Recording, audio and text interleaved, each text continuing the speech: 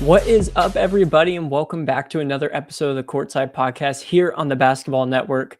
I'm Caleb. I'm joined by my good friend and co-host Connor. Connor, the season has just started and we're a week in. How we feeling? Feeling good, dude. Basketball is back. It's hard not to be excited. So many fun games I think we had going on. A lot of developing storylines that I'm kind of interested to get talking about. But we also got college basketball starting in a few days.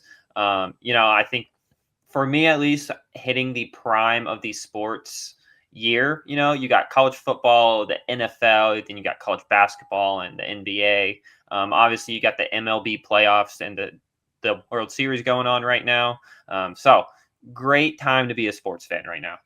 Exactly. Yeah, last night I was actually watching the Monday Night Football game, the World Series game, and professional basketball game. So it was always fun to see three different sports all on the TV at the same time. But before we jump into today's episode, first I just want to say if you could like and subscribe if you're watching on YouTube, or if you're listening on a podcast platform, please give us that 5-star rating. We really appreciate it. But just jumping into what we got going today, obviously we'll get into our transition three, so the top three stories in the world of basketball from the past week, as well as going over our opening week reactions or maybe some overreactions for some of the teams and hitting on how we've been seeing the league shaping up so far. But jumping in to the transition three, first off, we have the Miami Heat, Dwayne Wade. They revealed a statue for him on Sunday night at the Kaseya Center. So the statue is based off of Dwayne Wade's "This Is My House" pose where he jumped on top of the scorer's table. But it was really cool to see, but it's received some backlash on social media. So if you haven't seen what it looks like, maybe go check it out, because Connor, it doesn't really look like Dwayne Wade in my opinion, but what are you thinking? I don't think it does. Obviously, I think it's a little hard to capture people's faces. We've seen this a lot. Like Cristiano Ronaldo, like his statue had to be remade because his received so much backlash. But I will say Dwayne Wade seems to love it. He doesn't seem to mind. Dwayne Wade's happy with it, which, I think is really the only person, that really matters. If the person who it's made for likes it, then I don't see a problem. I did see a quote from the sculptor, which I'm not sure if this is real or not, but apparently he said something like, "I'd like to see someone else try and do that." But outside of whether it looks like him or not, well-deserved statue.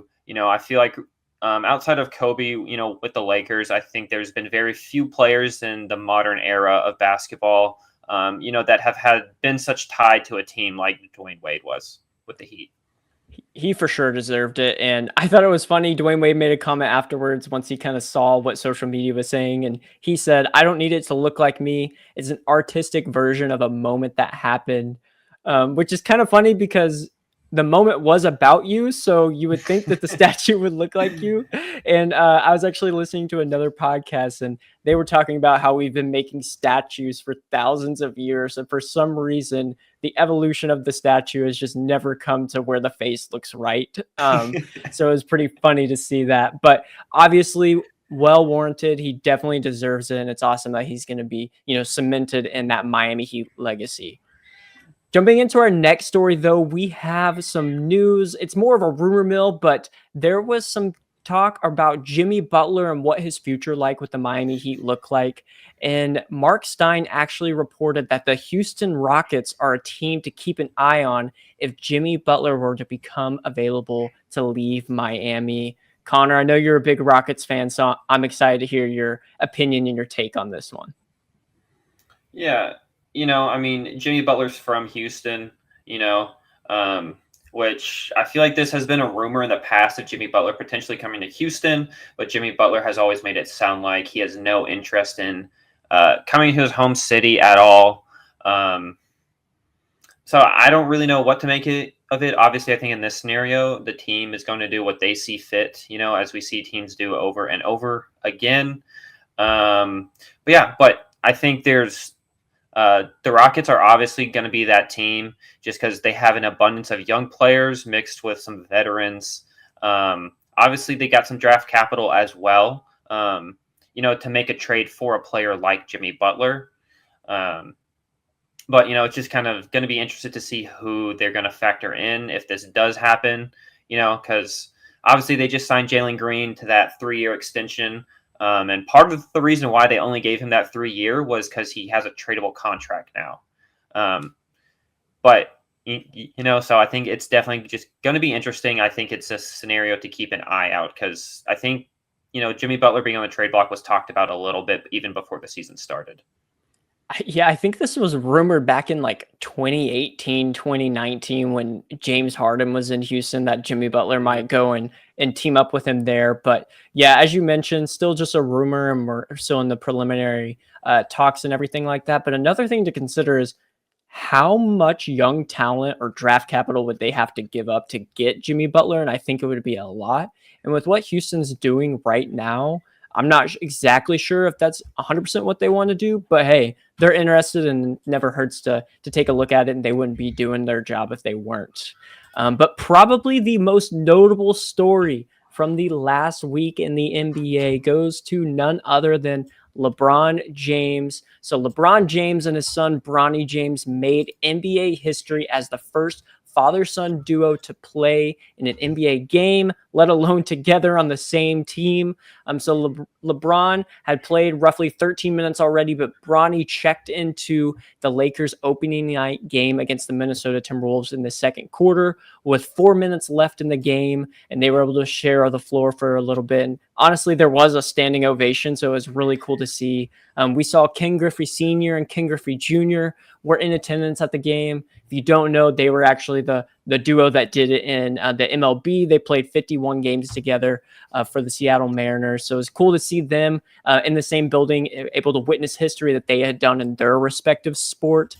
But unfortunately, we didn't see any LeBron to Bronny assist or anything like that. There was a LeBron pass to Bronny where he shot a three, but ended up missing it off the front of the rim.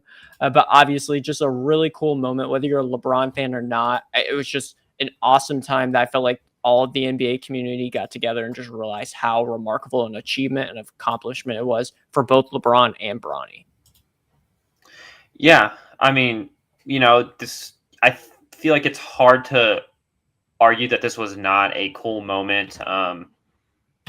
It's just like, especially it's just so surreal for, LeBron, coming into the league as an 18-year-old, and now he gets to play with his son who's 19 or 20 now, especially, towards the end of his career. So, I mean, I think, like you said, it's a cool moment. Obviously, I don't think the Lakers have a huge plans to utilize him throughout the season. For the rest of the season, he'll probably bounce back and forth at the most for them between their G League team. But a cool moment, happy for him.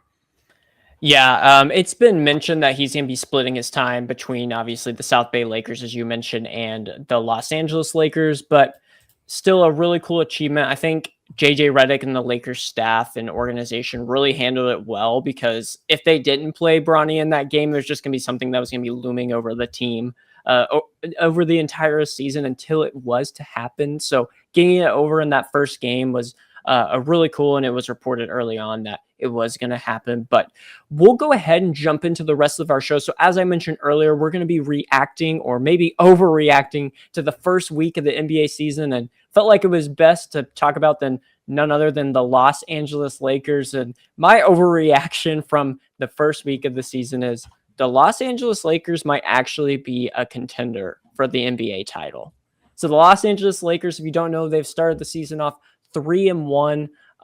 And honestly, they have looked night and day better than what Darvin Ham had them looking last year. And I think truly that's in large part to JJ Redick, and why he should also be in the conversation this early on as, a candidate for coach of the year and someone that we talked about early on. He has completely changed this offense. I mean, originally, everything was going through LeBron, which is not a bad player to go to, but at 39 years of age, it might not have been flowing the best it could. And now JJ Redick has put a big emphasis on putting that offense and the ball in Anthony Davis's hands. And at this point in the season, Anthony Davis might be the front runner for MVP. I mean, he's definitely playing super well. I think you hit it right on the nose that, it just seems like the past 2 years, Anthony Davis has almost become like the third to fourth option at times. Not even at times for substantial parts of the season. Whether that was a coaching decision, which I'm assuming it probably was, or maybe it's just, how they viewed the game was going. But you had like Austin Reeves and D'Angelo Russell being prioritized in the offense ahead of Anthony Davis, which is just absolutely mind-boggling to me. But I think it is important to note this is the best health and best shape we have seen Anthony Davis probably since New Orleans. When he had his MVP candidate season. I think this is the best he's looked. I like it. I think obviously they've had success with it early on. I think they need to keep going with it.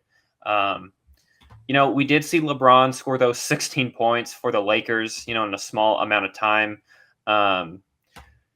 Because I think the biggest thing is we all know that LeBron has been an athletic freak his whole career. He still is, probably, a very athletic player, but he is almost 40 years old.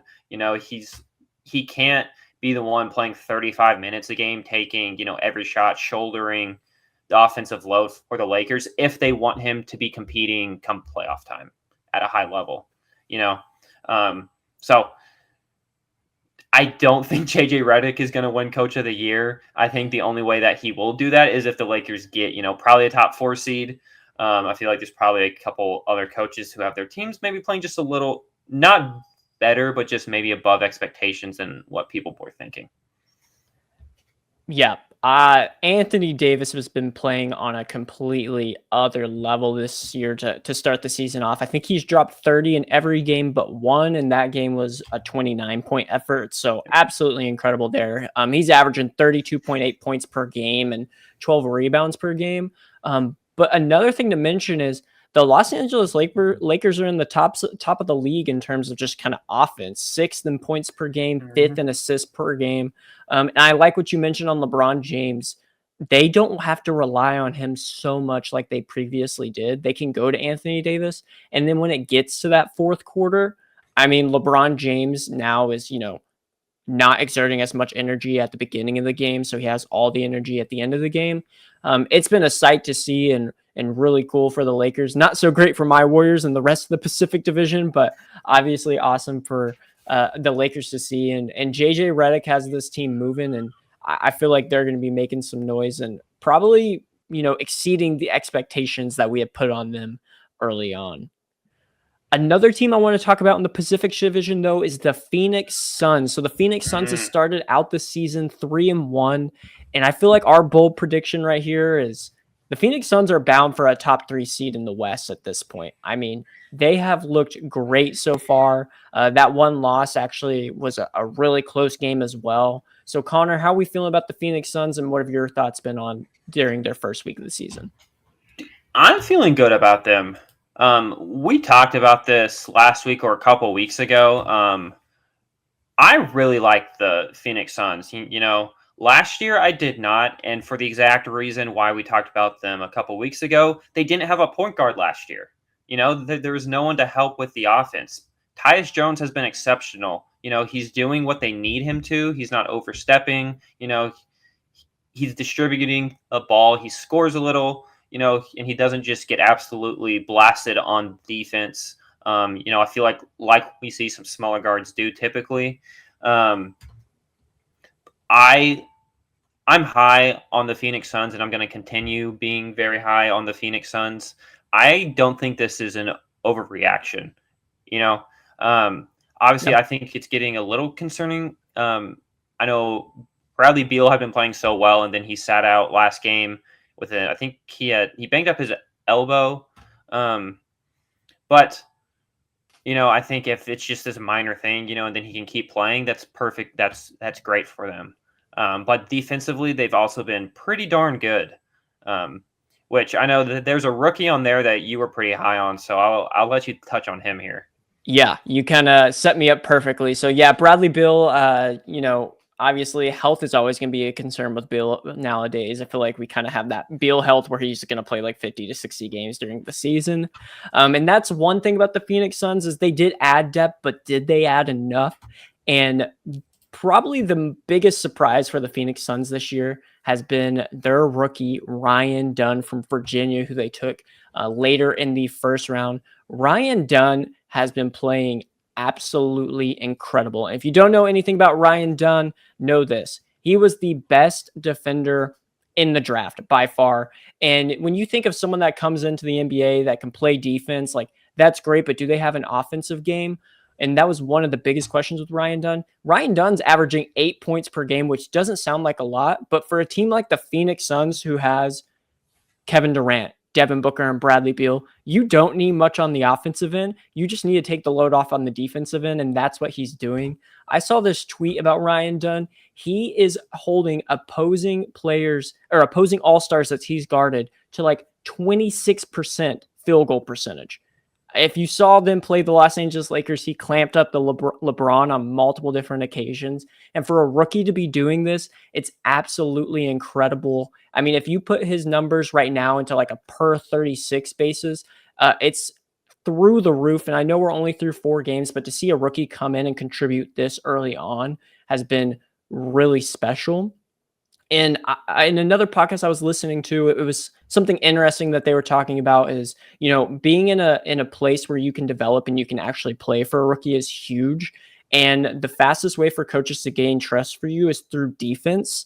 And so coaches are not going to take you out as early if you screw up on offense, but as you will if you screw up on defense. And we see guys coming from Virginia and UCLA, these defensive-minded college programs that come in and they contribute early and often. So we're seeing that with Ryan Dunn this year. But we also saw it last year with Jaime Jaquez on the Miami Heat.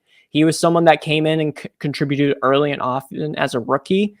And I just feel like it has been a match made in heaven for the Phoenix Suns to get Ryan Dunn, just being able to take some of the load off on the defensive end. But then he's also super athletic on the offensive end, and I think we're only going to see that grow throughout the season.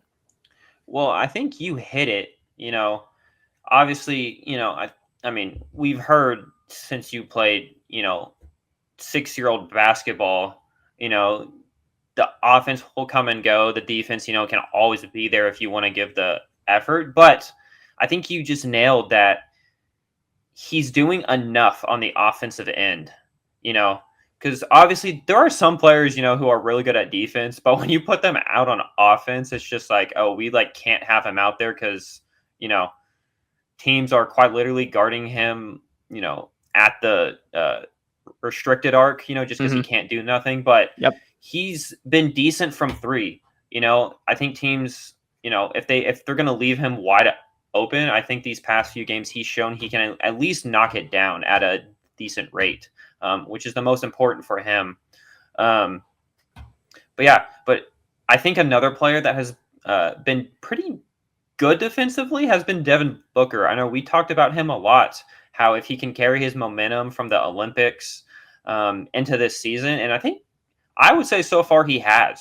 Obviously he's not going to be Alex Caruso or Drew Holiday on the perimeter or defensively at all, but he's been better than he has his whole career.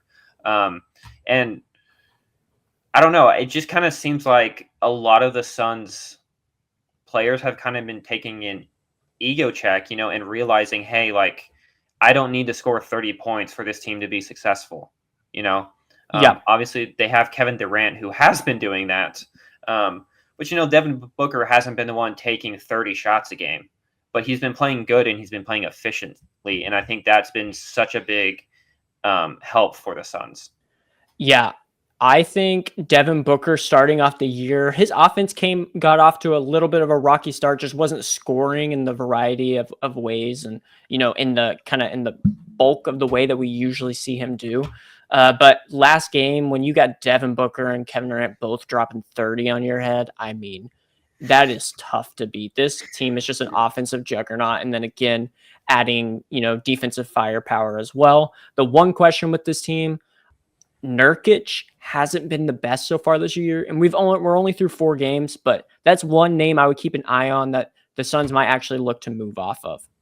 I'm gonna counter that just a little bit. Obviously, I think the last game they played, he didn't play the best, but at least in their first two games, he was playing pretty well. He's been pretty physical with other bigs. Obviously, I think his numbers are gonna take a hit just because if you look at who else is on his team. Um, but yeah, I think we saw, the downside of Nurkic. He really struggled in that last game. He sometimes can get played off of the floor. But yeah, but for the most part, I've liked him this season. My only thing is I don't know necessarily the fit. Like, yes, at times, but at other times, as you mentioned this past game, like it just didn't seem like he fit. Like I feel like there's maybe could be someone that comes available later on in the year that they could try and go and get and trade for. But obviously, as of right now, 3-1 and looking the way they do, maybe they don't want to because it seems like, as we mentioned, they're gonna be a top 3 seed in the West. But moving on to the next team, this has been one of the biggest surprises for me, and I feel like it shouldn't have been. I should have seen it coming, but the Los Angeles Clippers might actually be better without Kawhi Leonard. They start the year off 2-1, and their one loss is to the Phoenix Suns, who we just talked about, but that was in overtime. And this is in large part to seeing James Harden do what James Harden does. And could we see James Harden have an all-star season? I mean, right now averaging a near triple-double, 25 points per game, 8 rebounds, almost 12 assists, leading the league there. The field goal percentage isn't great, but just about everything else he's doing on the court is amazing. Yeah, I mean, James Harden's field goal percentage is never going to be great. That's just not who James Harden is. But honestly, I think we could see an all-star season. I think it's a very high chance, especially Kawhi's probably out for an extended period. There's been little information kind of on Kawhi, which typically means he'll probably be out for a decent amount of time. But I think when we talked about the Clippers' expectations, is we're not expecting Harden to be the MVP Harden he was in Houston, and I don't know if he hurt us or what, but he's proven us wrong. He's carried this team. Zubac has played pretty well. Zubac has played great. Well, he has been amazing in my opinion. Yeah, he's the kind of big that I think complements Harden's play style. Yes. When Harden is the system. I feel like we say that ironically about him, but it's true. He needs someone that when he drives, he can just throw a lob to or just dump it off. That's what Zubac is. We saw with Clint Capella in Houston with Harden. And Zubac might be a little more skilled than Clint Capella, to be honest. I mean, right now he's like 23 points per game, 14 rebounds per game. He has been playing amazing, in my opinion. Like, low-key could, obviously, through 3 games right now, so, again, might be an overreaction, but, like, if he continues this up like that, those are all-star type numbers. Yes, no, for sure. Especially, I don't know, I feel like at least the center position, I feel like it's just so much more thin than we used to see in the NBA. Obviously, we've gone to a more perimeter-centric game and whatnot. But I will say, going back to our overreaction statement that the Clippers are better without Kawhi, I'm not sure if that is true or not, just because I'm not sure how sustainable this play is. Obviously, we saw it in Houston with Harden, but that never really turned into a whole lot for Houston outside of getting killed by the Warriors, 5 years in a row. And in the playoffs. But yeah, so personally, I don't view this as sustainable because I'm kind of interested, can other players outside of Zubac and Harden sustain this level? Yeah, the one other player I'll mention really quick, and we'll jump on to the next person, Norman Powell. He's been great as well, averaging 25 points per game, shooting over 50% from the field, and they have played tough competition so far. I mean, lost to Phoenix in OT, but beat Denver and Golden State, which maybe Denver's not exactly who we thought would be. And we'll talk about that a little later on the show. But they have been playing really well. And as you mentioned, I mean, probably not better without Kawhi, but definitely going to stay afloat without Kawhi. And so I think that's a big improvement from what we were expecting early on in the season. For sure, 100%. But moving on to a team that has looked absolutely amazing, probably top 2 in the league, the Oklahoma City Thunder. And Mm. I think my reaction to what I've seen from both them and the Boston Celtics is the Oklahoma City Thunder can compete for a championship, and they might be the only team that can compete against the Boston Celtics for the championship. So the Thunder have started 4-0 this season, and it hasn't just been the MVP candidate from last year and Shai Gilgeous-Alexander. It's been, the entire team. But specifically, one I want to shout out is Chet Holmgren. He is making a name for himself, already did last year, but making a name for himself in this sense of he could be an NBA All-Star this year with the way he's playing. I mean, he has been playing great on the offensive end, but in my opinion, even better on the defensive end. I think he had 6 blocks in the last game, just an absolute beast. He's got really overshadowed by Wembanyama because he's kind of been lumped in there with him from last year, but he has been great and honestly has maybe been better than Wembanyama at this point in the season. Oh, I know I haven't been the highest on Wembanyama, but I'm mostly just like, you need to prove to me that you belong in the top 10 conversation. But Chet has 100% been better than Wembanyama in pretty much any aspect that you want to measure, Also, I think Chet, his rebound numbers, I know through the first, I think it was 3 games, he was averaging almost 15 rebounds a game. That is crazy, and Yep. But I think, he's been a little more aggressive on the rebounding end, I'm not sure if that's a mentality thing or maybe, he's just gotten stronger from the off season. But whatever it is, it is working. But,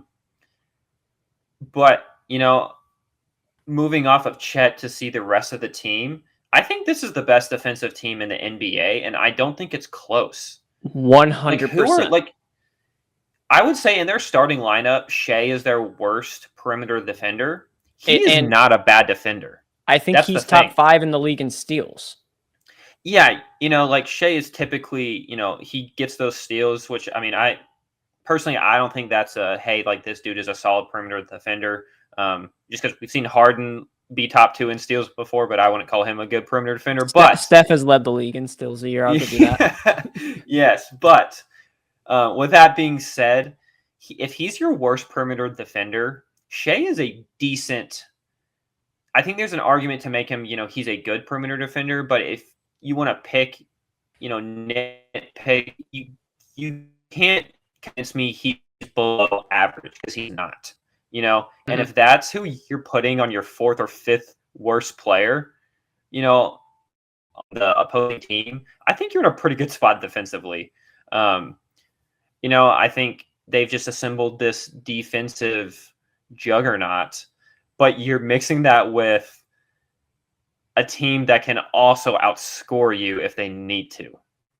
Yeah. They are absolutely insane, and obviously added Alex Caruso, which is an all defensive team type player as well. I mean, they can switch 1 through 4 pretty easily with just about anyone. And obviously, if Chet gets switched out to a guard, he can guard there as well. I mean, he's averaging 4 blocks per game through the first couple of games this year, which is absolutely crazy. And then obviously on the offensive end, just about everybody on that team can take you one-on-one if they need to, but they don't have to because the system they play. I mean, it's so fun to watch. And honestly, it's just fun to watch because of how close they are as a team. I love watching those post-game interviews and, they got the dogs and everything like that. It's just, it's a great atmosphere that they have there in Oklahoma City and one that I'll be rooting for. And I expect to go really far this year. And honestly, I feel like it's conference finals or bust at this point for this team and maybe even the finals.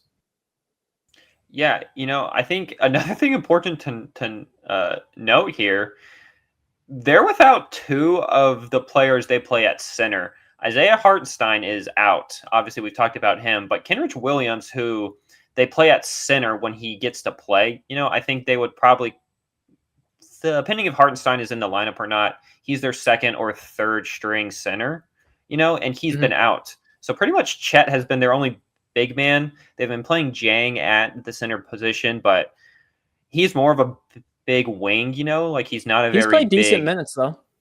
Yes, he has, but I'm just saying, I don't think he's a long-term solution there. Yeah, But I think that's important to note because it's just how well they're still playing with only one center currently playing. You know. exactly. Oh, also, I think Jay Will is also out, if I'm not mistaken. That's right. The other So Jalen Williams. yes, their other big man had he's also out. Um, but they haven't that has not slowed them down in any facet, which is just insane to me. Yeah, they've been playing great and obviously been playing like a contender like we thought at the beginning of the season. But another team that we had as a contender was Wait, the wait, wait. Dallas. Oh, you got something else? Uh, I'm gonna say this, and you can yell at me if you would like to. I have them right now. Early reaction. I have them as favorites over the Celtics right now. Oof, we might have some conversations when we get to the Boston Celtics. We might have to talk about that one, but we'll jump over to the Dallas Mavericks real quick to stay in the West. So, Dallas Mavericks, my early reaction, it's for my boy Klay Thompson. If the Golden State Warriors weren't gonna have him still, Dude. the Dallas Mavericks got him, and he is a perfect fit for the Dallas Mavericks. I mean, if you saw him in his debut, 22 points, 7 rebounds, 6 for 10 from 3. I mean, he's been stroking it. And to be honest, I mean, obviously we have a lot bigger of a sample size when he was with the Warriors, but I don't know if Klay Thompson's ever had a season like he's going to have this one in terms of how many open shots he's going to have. The amount of open shots that Luka Doncic and Kyrie Irving create for Klay Thompson is absolutely insane. And Klay Thompson is going to shoot mid 40s at least this season from 3, just with the amount of space he has. I mean, Klay Thompson's a big rhythm and repetition type of player. And when you have open jumpers like this, that's all that it is. It's been really fun to watch, and he's been very solid for the Mavericks through 3 games. And they have a 2-1 record so far. They've struggled in other facets, but for Klay Thompson specifically, honestly, it couldn't have gone much better in terms of early on with the Dallas Mavericks. Well, I think there's also the whole thing about, when he first signed with the Mavericks, everyone, which including myself, we were kind of doubting, like, oh, can he physically, get back to what he was? Shooting, it's kind of hard to lose shooting like Klay Thompson has. I'm going to say this about Klay Thompson. This is the healthiest he's looked in years. Like, he's moving around so well. He's grabbing rebounds. He's getting steals, which I know he said like wasn't a good measure to see how good someone's been defensively. But he's looked so much better than anyone has expected him to, and I think Sure. I'm not sure if it's just he's finally, far enough removed from all those surgeries he had, but I've just been surprised by, like, I mean, he's almost looking like those, 2010s Klay Thompsons where he's running around just constantly, which I feel like we haven't seen as much, the past 2 seasons. Yeah, I mean, since the title, he hasn't looked healthy, obviously, with all the injuries that he's had. But Klay Thompson actually has the best plus minus on the Mavs. And for someone that's played as much as he has, I mean, it kind of just goes to show when he's in there, I mean, they're playing well. Obviously, averaging, he's 45% from 3 right now, which is great to see. And if you saw the last game versus the Utah Jazz, I mean, Luka Doncic struggled. And I mean, struggled, like had his worst shooting performance in his career. But even when you're having a guy like Luka Doncic have that struggle, he still commands so much attention, and it's just going to give Klay Thompson so much space. I mean, Klay had another great game. I love this fit for Klay Thompson. And again, if it couldn't be the Warriors, I'm glad it's the Mavs because it seems like a match made in heaven for him. And he wanted to go to a contender. And honestly, with the way that they're playing, still have some kinks to figure out, but I think they're going to be. So really happy for Klay Thompson. And all in all, the Dallas Mavericks are looking pretty solid to start the season. Yeah. I think Derek Lively has looked really good. Last I looked, I think he's still coming off the bench for them. I think Gafford's still starting. Yeah, they got to change that at some point. Okay, I feel like Lively has looked a lot better. I'm not saying that Gafford has looked bad, but just I feel like when Lively gets on the floor, it just like changes everything. Like their defense just looks so better. He's so active, just on the boards offensively. That first game, his first possession he was in, he tipped the ball out off of an offensive rebound 3 times, and that they finally scored off of it. He just, I don't know, his energy level that he's been bringing has been just so helpful with the Mavs. Yeah. And he's so fun to watch. I would have to guess by the end of the year that that he is starting and Daniel Gafford's the one coming off the bench. But when you have a guy like him coming off the bench, it's really nice to have. So I can imagine maybe that's why they're doing it. But at some point, you got to reward the guy for the way that he's playing. For sure. Jumping over to another team that's been a pretty big surprise to me. It's one of the other undefeated teams. It's the Cleveland Cavaliers. And this team has been balling, starting 4-0 on the season. And honestly, they're getting production from everywhere. Obviously, you got Donovan Mitchell. He's going to produce. But I think one of the guys, and we mentioned him when we're talking about the most improved player who has been playing like the most improved player, Evan Mobley. He's been playing great so far this year. I feel like a lot of the offense is going through him, which has been a big change and a big shift from the years past. So he's been playing great. Then obviously you have Darius Garland, who started off a little slow, but last game had a 30-point performance. And then the last one I want to mention, which is kind of funny, Jarrett Allen, we know what he gives, right? He's double machine, but he has been playing so efficiently that Basketball Reference actually has him as a top 5 MVP candidate. Not sure that's going to be there at the end of the season, but obviously reward the guy for the way that he's been playing. So this team has been moving, even with the injury to Max Strus. I can only imagine when he gets back, they're going to be that much better. This team has been a surprise for me, but obviously it's been starting out great. Yeah, definitely a hot start for them. At least early on, it just kind of looks like their team's meshing better than they have, the last season and a half, or however long they've had Donovan Mitchell. Because I feel like we've just watched them, and it's just like they just don't look like they fit well together. Just playing inconsistently. One night Darius Garland looks good, but then the next night, like it switches where Darius Garland looks bad and Donovan Mitchell looks good. I feel like the team as a whole can never just get on the same page. They've been on the same page, which I know you mentioned Evan Mobley and Jarrett Allen, which I think it's interesting. At least I know through the first 3 games. I haven't looked at it since they've played their 4th. So if you had to guess, what's been their most efficient lineup? With both of them on the floor or with only Evan Mobley on the floor? I mean, my guess would be both, but I feel like I might be wrong with that, with the way you're asking the question. So at least through the first 3 games, like I said, have not updated it since their 4-0 starts. They were +6 with both of them on the floor. When it was only Mobley on the floor compared to Jarrett Allen, the Cavs were +20. Wow.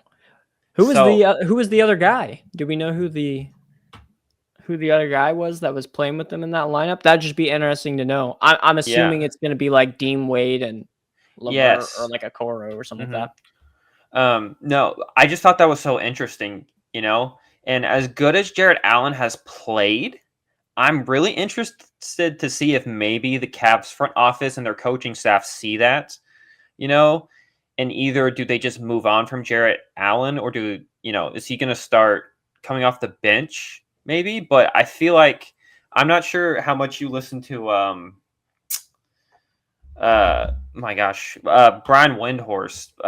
He has a lot of inside scoops on the Cavs just because, he has a long history with them. And he was saying from his sources, I think the coaching staff, when it's time to close out games, I think they might only have Mobley on the court. Yeah, I mean, definitely more mobile and a lot kind of able to space the floor a little more than Jarrett Allen is able to. One person I want to give credit to, Kenny Atkinson, the new coach for the Cleveland Cavaliers. It's no longer JB Bickerstaff, so he's got them playing well. I mean, they have been a fun team to watch, 3rd in points per game this year. So they haven't had the best competition so far through 3 games. I mean, they've played the Knicks, which is a tough one, but the other 3 were Washington, Detroit, and Toronto. So maybe some teams that aren't at the best, but anytime you can start 4-0, you're not going to complain, and it's definitely going to be pretty impressive. Sorry, just a side note. I feel like Detroit has been giving some of these better teams some runs for their money. Detroit You is in know, every single game. They just can't I close know out a they can't game. close, I feel which I so feel bad like for Cade Cunningham. I feel like we saw that a lot last year too, especially during that losing streak. It seemed like the Pistons were always like winning a game, and then they just blew a lead. Yeah, But just a side note, I think it's just funny how well they play, but they can just never close it out. yeah, yeah. It's been tough to watch at times, but hey, at least they're there, right? Hmm. But moving on to the team that might have been the most dominant through the first 3 or 4 games of the season. Connor and I may disagree on this one from a comment he made earlier, but the Boston Celtics and the hot take and not so hot take is they're easily going to make it back to the finals. I mean, this team has been incredible, especially on opening night. I don't know if I've seen as good of an opening night performance as I did from this year's Boston Celtics team, where they absolutely blew out the New York Knicks, the team that we were saying was going to contend with them at the beginning of the year. Absolutely blew them out on opening night and tied an NBA record for threes in a game with 29 points. But before we get talking more about the Boston Celtics, I do want to ask you a quick question, Connor. Did you see when they hit the 29th three-pointer with like 8 minutes left in the game? They just started chucking them, like Oh as my many as gosh. they could to get to the 30th, and they could not get it. They did not care about anything else except for breaking that record. Like I'm not sure if you like I mean I'm assuming you saw this because you asked me this. They would like they even if they had an open two-pointer, they would They were kick it taking the out three. and they would rather have taken a contested three. But it's just funny because they went from just making all these crazy threes to like airballing and bricking, which I know it was like their third stringers were playing at this point because they were beating the Knicks so bad. But it was just like, how are you gonna tie the record and then have 8 minutes to break it and you were just throwing up brick after brick after brick? Yeah. That I think was the funniest thing that to happen during the first week. Yeah, that was hilarious. But obviously, regardless, it didn't matter. They still won by like 23, I think. Yeah. They're leading the Can league in we points per game. So, like, they're killing it so far on the offensive side of things. Yeah, I do want to say about that first game though. Um, as I think bad as some of, the Knicks defense was, there was a good amount of the Knicks had good defensive possessions, and Jason Tatum just hit a contested three with like Mikal Bridges just in his face. It did Um, not matter. yeah, and obviously like Jaylen Brown was also hitting some shots. I think Peyton Pritchard hit a few threes as well. Um, but yeah, that was just an absolute massacre. They just couldn't miss.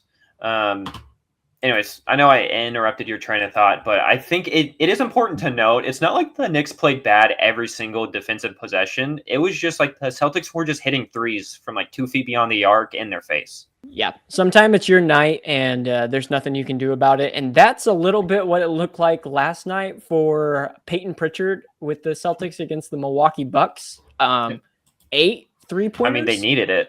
8, yeah, they needed it in that one, but 8 for Jason 12 Tatum from looked bad. 3. Peyton Pritchard was playing out of his mind, and we know Peyton Pritchard for being, for some reason it's the weirdest thing. You think on every single team when the lights shine bright, you go to your star. They're the one that hits the shot, like at the end of a quarter, end of a half. But for some reason on the Boston Celtics, half the time it's this guy named Peyton Pritchard. It like seems like 5 seconds left. It's like, get the ball to Peyton because he's going to make it. And he did it again this time. It was incredible. And he was pulling those like from the edge of the logo type thing. Like they were not right at the line. Yeah, I'm sure you Oregon Ducks fans out there probably know that he was capable of this. If you watch some of his highlights back at Oregon, I mean, dude, this dude could shoot. But I am a little interested though. Obviously the Celtics have been on a shooting hot streak to start the season, but I'm interested to see if they can keep this up the whole season. I know we've talked about extensively about their depth issues outside of that starting five. They don't really have a whole lot of notable names. Obviously, you got Sam Hauser, like we talked about, Peyton Pritchard, but it's like one of their starters goes down. Like, what happens then? Yep. You got Jaylen Brown, who, maybe he gets hurt. What happens then? Yeah, I'll give a shout out to Luke Cornett. He's been playing well as the big. He has. And the scariest part about this team is Kristaps Porzingis isn't even playing yet. Yep. That's what's so scary about the Boston Celtics is they're playing like this, and they haven't even played Kristaps Porzingis. It's just an incredible thing, and so I'm just Thunder Celtics. I think that's going to be the matchup at this point, and it would be a fun one to watch. For sure.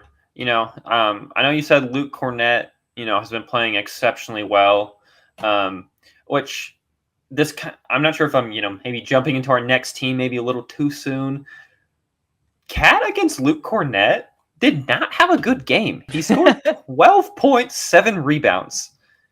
Look, I'm not going to disrespect Luke Cornett too much. He's in the NBA. Obviously, he's a lot better than I am. Cat should have had 30 and 15 that game, which I know it's his first game. Yeah, you got to think first game with the Knicks, didn't get much run together beforehand, and it wasn't all Luke Cornett. Al Horford played a lot on him as well, but it still was not a good game from Cat. And from what we know from Karl Anthony Towns, you're just going to have those games sometimes. And so I think that's a good segue into the New York Knicks. They have not looked the best to start the season. 1-2 so far, with their only win against Indiana, which we'll talk about in a second because might not be as good as we thought they were. But they've struggled a little bit offensively, I feel like. Jalen Brunson, I mean, he's doing fine, but it's just fine. Like, it's not the 35 points he had per game last season. Exactly. But go ahead. Yeah. I don't know. I just feel like outside of Brunson right now, there's not a whole lot of players who are consistently knocking down shots. That first game, Mikal Bridges also was struggled, to shoot from the field. I think he's improved, a little bit. I know in that second game, he did a lot better. Third game, he regressed from the second game. But, in that first game, it just looked like Mikal Bridges wasn't confident at all. I think you saw him a little bit in the third quarter get some shots up. I'm not sure if that was intentional by Thibodeau. And I know Bridges stayed in a little bit longer than the other starters did, and even into the fourth quarter a little bit. I'm not sure if that was to try to get him, a little more comfortable. But it just looks like Jalen Brunson right now does not have help. Yeah, no. Social media got to Mikal Bridges when they saw that hitch in his jump shot and was like, this needs to be fixed. But I will say, it's gotten better. Doesn't look the same as it did when we first saw him in that Boston Celtics game. But all in all, this team, in my opinion, they need Mitchell Robinson back. They are struggling mightily on the defensive side of things. Karl Anthony Towns has not played center in 2 to 3 years, right? Playing beside Rudy Gobert. And when you play beside Rudy Gobert, you don't have to do a whole lot on defense. You just got to guard the perimeter. If they blow by you, you got, the best defensive player in the league. And now he's playing the center. And so I don't think he's got that. I mean, they're 28th in the league in rebounding. The offense isn't flowing great, 28th in assists. I said this when we did our preseason, expectations. Teams are going to, attack Cat.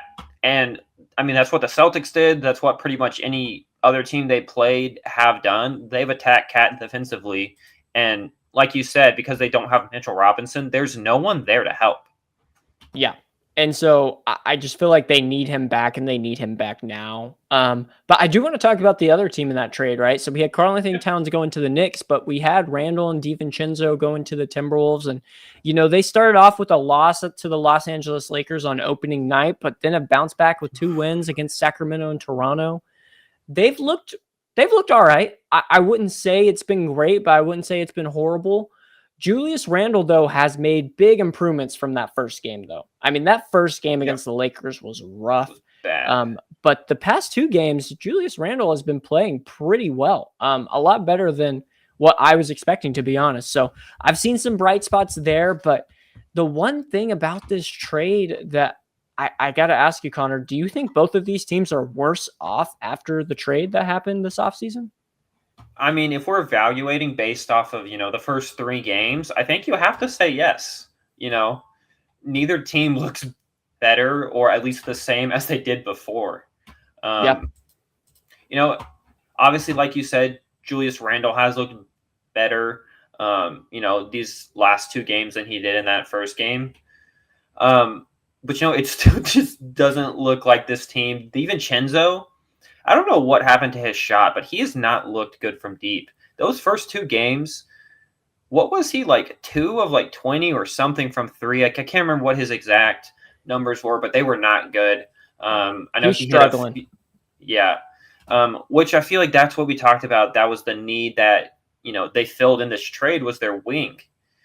Hasn't really looked like that, at least from the offensive perspective, that they have done that. Obviously, don't want to overreact too much. It's just 3 games. But, it kind of looks like the Timberwolves offense right now. Have Anthony Edwards take as many shots and as many threes as possible, and hope that works. I think Julius Randle obviously has helped these last 2 games, like we've been saying. But in that first game, Anthony Edwards was the only one, taking shots and the only one scoring at all in that first game. Yeah, it's been a struggle on the offensive side of things a little bit for the Timberwolves. But hey, you'll never complain about a 2-1 record to start out the season. Yeah. I wouldn't say so. Not too bad. But then for the final couple of teams, we're gonna lump them all together. Because they've kind of all struggled a little bit, right? We got the Indiana Pacers, the Milwaukee Bucks, and the Denver Nuggets. I'd say they've more than struggled. They've looked downright bad. They have looked awful. All 3 of these teams. I mean, I think for the most part, I think the Bucks and the Nuggets, I think we had it contenders. And then we had the Pacers right there as a playoff lock. Maybe a contender. I mean, made it to the conference finals last year. They have looked bad. I don't know what happened to Tyrese Halliburton. I don't know if it just wasn't playing at the Olympics this summer. Wait. I mean, we see that with Jason Tatum, and he's playing great. Now we see it with Tyrese Halliburton, and he. Did you see what he said about Steph Curry? I did not. What did he say?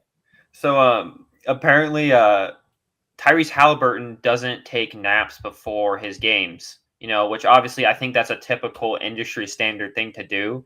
And apparently at the Olympics, Steph Curry told him, like, "Whoa, dude, you don't take a nap."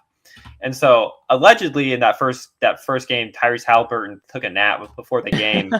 And, obviously I don't think he's fully like, oh, it was because I took a nap, because Curry told me to. But, I just thought that was a little funny that he's like, oh, yeah, it's, Curry told me to take a nap before the game. And so I was a little sluggish. Yeah. I mean, he is struggling from 3. I mean, he's shooting 26.5%, which again, it's only through 4 games right now. But this was a guy that was in the 3-point contest, and he's shooting 26.5%. I don't know. He just doesn't look fluid. He did have a great 3-pointer that forced overtime. I'll say the last 2 games he has been better from 3. Yes, he has been better, but man, he has just started off the season struggling. Yep. So I think that's kind of what we're looking at with the Pacers. And the big thing is just Tyrese Halliburton struggle, right? He's kind of the engine that makes them makes the plays and makes everyone better. The Milwaukee Bucks, they got Giannis, they got Dame, and that's about all they got.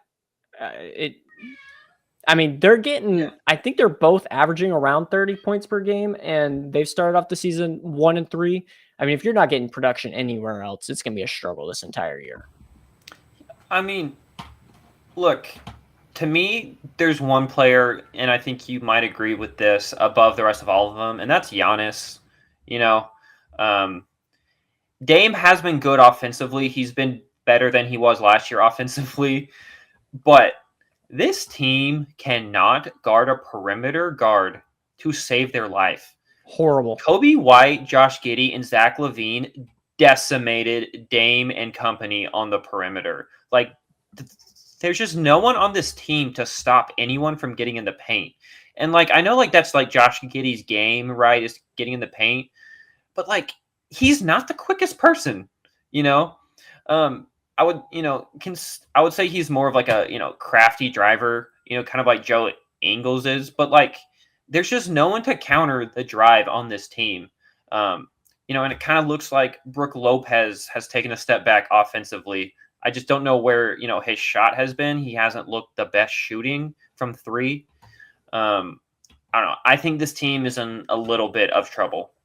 Yeah, this team's in a lot of trouble, in my opinion. So 1-3, but their losses are to Boston, which is acceptable. But then Brooklyn and Chicago, you cannot lose to Brooklyn and Chicago if you are the Milwaukee Bucks and you're thinking you're going to contend. Especially Brooklyn. Yes, especially Brooklyn. It was so bad. Doesn't even matter if you're at Brooklyn. I mean, looking at this team, it's Dame and Giannis in terms of scoring, like offensively, right? Giannis is averaging around 29, Dame's at 28. Next closest, Bobby Portis at 11. I mean, the drop in the gap between those top two guys and the rest of the team is huge. They are not deep at all. They only play like 8 guys. It's like Giannis, Dame, Bobby Portis, Brook Lopez, Gary Trent Jr., Taurean Prince, and Pat Connaughton. Where has Gary Trent Jr. been? He's taken 8 shots, in the last 3 games. He took 6 shots in that first game, but he's playing 34 plus minutes a night. And we know the kind of scorer he is. So why is he not being an effective scorer? Because that's what they brought him in to do, was be that guy. Yeah, he has struggled, and I feel like when we think about bringing those guys in, it's like, oh, they'll be great role players, but they're in the starting lineup. You have to contribute. And the biggest thing is they don't have Chris Middleton, but I don't think that's gonna fix much. Defensively, he's definitely not going to fix anything. I don't know. As much as I think Chris Middleton has been good in the past, I just don't think defensively he's going to help the Bucks all that much. Yeah. No, they have struggled, and something needs to change, and something needs to change quick for this team if they want to get back to contending like they thought they would be. And then last team we got to talk about, Denver Nuggets. The Nuggets, I feel for Jokic, because the only time they have a chance is Jokic scores 40. I mean, I think he's got back-to-back 40-point games right now, and they've lost one of them, won the other.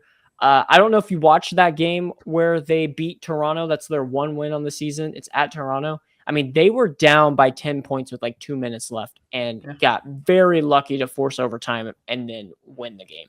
They realistically should have started 0-3.